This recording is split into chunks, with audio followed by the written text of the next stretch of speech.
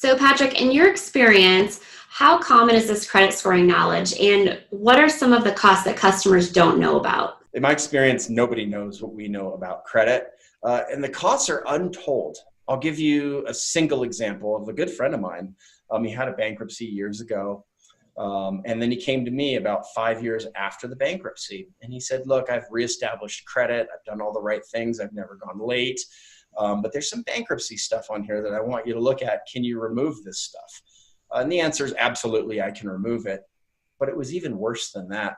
When I looked at his file, he had two different credit cards on there that were in the bankruptcy, but they still showed balances on there. That's an error. He obviously did not owe the money, but because there were balances on there, it looked like he had two separate maxed out credit cards at any balance. So for the last 5 years, he had paid too much for all of his loans, literally paid, we calculated about $70,000 too much, because this company had left those errors on the credit report. I had another customer come to me just last month where he had paid off a collection.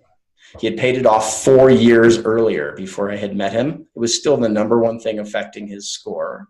He was sitting at a 720 credit score, so that was pretty good, but he was refinancing about $4 million worth of property. We removed it, and in 1 month, we got him up to a 780 credit score. That saved him $200,000 over the life of the loan. And he paid us $200. So it's amazing how much people pay to these banks because they just don't know what they don't know.